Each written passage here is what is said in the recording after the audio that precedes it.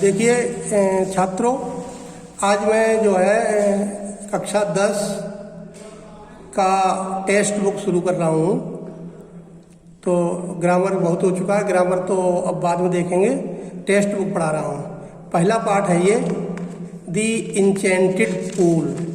दी enchanted pool का मतलब है मायावी सरोवर, जिसे चक्रवर्ती राजगोपालाचारी ने लिखा है। तो चक्रवर्ती राजगोपालाचारी का दी इंचेंटेड पूल मतलब जादुई तालाब।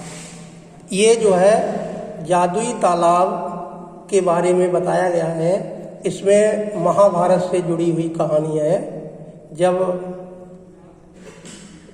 पांडव जो है वनवास काल में थे, उस समय की घटना का वर्णन है कि जब पांडवों को प्यास लगती है तो राजा युधिष्ठिर जो है अपने छोटे भाई सहदेव को पानी लेने के लिए भेजते हैं। जब वो वापस नहीं आते हैं तो नकुल जाते हैं।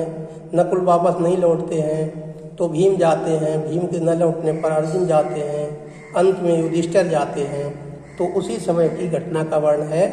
तो ये लिखा है, Yudhishthir waited for his brothers in anxiety and thrust. Yudhishthir ने वेटेड कहते हैं इंतजार किया, फॉर हिज ब्रदर्स अपने भाइयों का, इन एंजाइटी कहते हैं चिंता में या व्याकुलता में, एंड थ्रस्ट और प्यास में। युधिष्ठिर ने अपने भाइयों का इंतजार चिंता और व्याकुलता में और प्यास में किया। Can they have been subjected to a curse are they still wandering about in the forest in search of water. तो कैन माने सकना होता है, लेकिन पहले आ गया, इसका अर्थ हो गया क्या।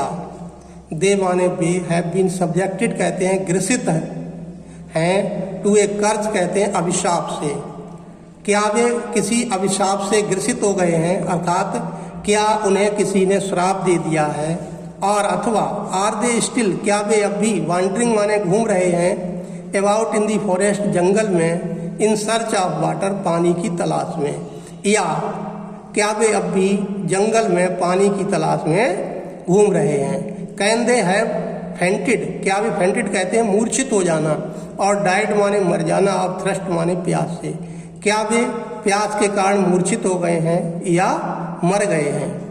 अनेबल टू बियर, अनेबल माने असमर्थ हैं, टू बियर माने सहन करने में, दीज थॉट्स ये विचार सहन करने में असमर्थ, and driven by an overpowering thrust, overpowering कहते हैं बहुत अधिक या तीव्र, थ्रस्ट माने प्यास के कारण, और अधिक प्यास के कारण ही गेव अप, उन्होंने गेव अप कहते हैं छोड़ देना, वेटिंग माने इंतजार करना, एंड स्टार्टेड आउट माने चल दिए, टू लुक देखने के लिए, फॉर हिज ब्रदर्स अपने भाइयों को, एंड पूल और तालाब को, होपिंग ये आशा करते हुए, दैट की ही माइट फाइंड देम, वह उनको ढूंढ लेंगे।